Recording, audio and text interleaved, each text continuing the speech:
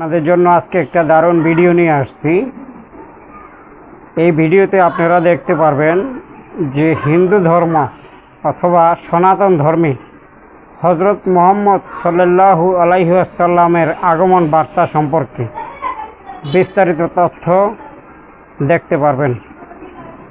এই ভিডিওটা দেখলে মুসলিমরা যেমন উপকৃত হবে, হিন্দুরাও সঠিক ধর্মটা বুঝতে সহযোগিতা করবে এই ভিডিওটা, আশা করি। ওই ভিডিওতে অনেক তথ্য, অনেক দলিল দস্তা আছে, দেখতে পারেন। ভিডিওটা খুবই ভালো লাগবে। আসুন এবার দেখি সর্বশেষ নবী মুহাম্মদ সাল্লাল্লাহু আলাইহি সাল্লামকে নিয়ে হিন্দু ধর্মগ্রন্থে কি কথা লেখা হয়েছে। ভবিষ্য পুরাণায় উল্লেখ আছে 3 নম্বর পর্ব, 3 নম্বর খণ্ড, 3 অধ্যায়, 10 থেকে 27 নম্বর শ্লোক। বলা হয়েছে যে ম্লেচ্ছরা তারা আরবের ভূমিকে অপবিত্র করেছে, আর্য ধর্মকে সেখানে খুঁজে পাওয়া যায় না। এখানে কিছু শত্রু ছিল যারা অতীতে পরাজিত হয়েছে, কিন্তু এখন আরো শক্তিশালী শত্রু উপস্থিত হয়েছে। আমি একজন মানুষকে পাঠাবো যার নাম হবে মুহাম্মদ সাল্লাল্লাহু আলাইহি সাল্লাম। তিনি এই শত্রুদের ধ্বংস করবেন আর মানুষকে সুপথে পরিচালিত করবেন। হে ভোজ রাজা, তুমি কখনোই সেখানে যাবে না যেখানে পিশাচদের রাজত্ব, কারণ আমি আমার করুণা দিয়ে তোমাদের হৃদয়কে পবিত্র করব। তখন দেবদূতের মতো একজন মানুষ তিনি রাজার সামনে আসলেন আর বললেন, হে রাজা, আমাকে এখানে পাঠিয়েছেন ঈশ্বর পরমাত্মা। আর্য ধর্ম পৃথিবীতে বিরাজ করবে, যে ধর্মটা সত্য, দ্বীনুল হক, সেটা পৃথিবীতে বজায় থাকবে। আমাকে এখানে পাঠিয়েছেন ঈশ্বর পরমাত্মা, যাতে মাংসভোজীদের বিশ্বাসকে প্রতিষ্ঠা করা যায়। আমার অনুসারীরা হবে সেই লোকেরা যারা সুন্নতে খাতনা করবে, আর তাদের মাথার উপরে কোনো টিকি থাকবে না। তারা একটা বিপ্লব তৈরি করবে, তারা মুখে দাড়ি রাখবে, তারা প্রার্থনার জন্য আহ্বান করবে, বিধিসম্মত সব খাবারই খাবে, তবে তারা শূকরের মাংস খাবে না। তারা লতাগুল্মের মাধ্যমে পবিত্র হবে না, বরং যুদ্ধ বিগ্রহের মাধ্যমে পবিত্র। তাদেরকে বলা হবে মুসলমান, আর তারা হবে মাংসভোজী।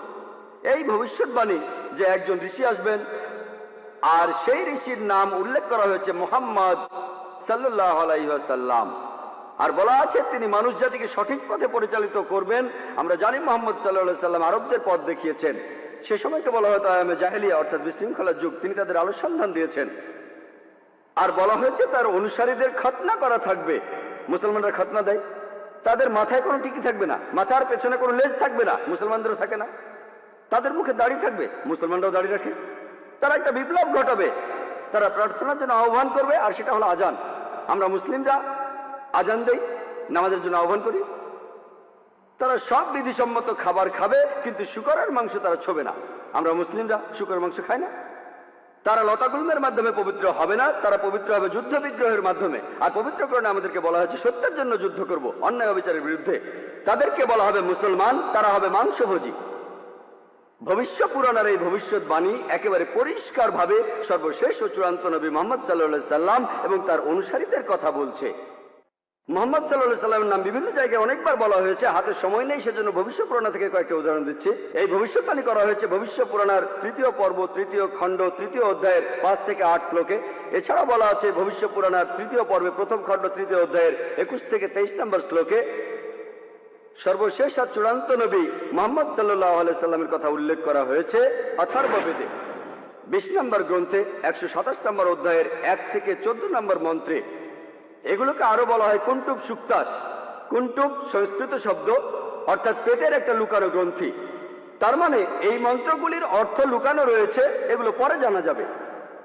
এখানে সবগুলো মন্ত্র নিয়ে আলোচনা করার মতো সময় নেই, আমি শুধু প্রথম 4টা মন্ত্র নিয়ে কিছু কথা বলবো।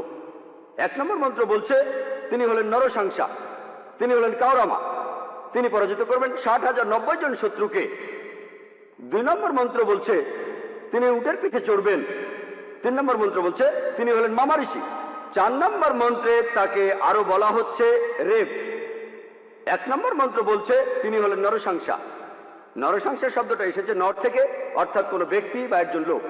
আর সাংসা অর্থ প্রশংসা, কারো প্রশংসা করা। তাহলে নরসাংসা অর্থ যে ব্যক্তিকে প্রশংসা করা হয়।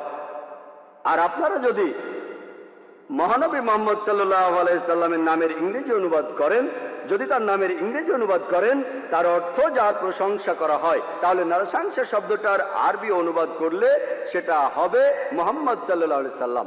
এখানে নামই উল্লেখ করা হচ্ছে। এরপর বলা হচ্ছে তিনি হলেন কাওরামা।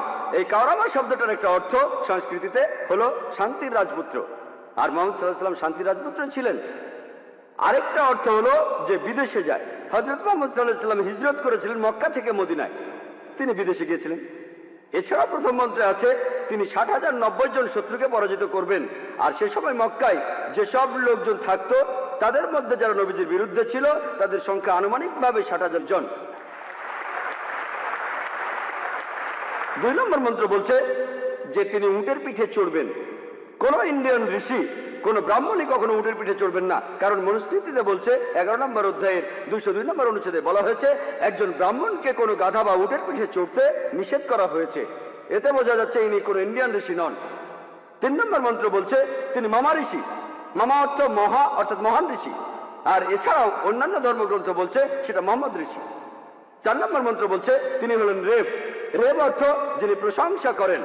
আর মুহাম্মদ সাল্লাল্লাহু আলাইহি সাল্লামের আরেকটা নাম হলো আহমদ সাল্লাল্লাহু আলাইহি সাল্লাম, অর্থাৎ যিনি প্রশংসা করেন। তাহলে নবীজির এই অন্য নামটা এই আহমদ শব্দটার সংস্কৃত করলে পাবেন রেব। আর এ কথাটাই রয়েছে অথর্ব বেদে। এই মন্ত্রগুলি কুন্টুব সুক্তাস, এই মন্ত্রগুলি শুধু একজনকে নির্দেশ করছে, তিনি সর্বশেষের চূড়ান্ত নবী মুহাম্মদ সাল্লাল্লাহু আলাইহি সাল্লাম। আমি কয়েকটা ভবিষ্যৎবাণীর কথা বলবো, এছাড়াও আরো আছে। মুহাম্মদ সাল্লাল্লাহু আলাইহি সাল্লাম তার কথা বলা হয়েছে অথর্ব বেদে। 20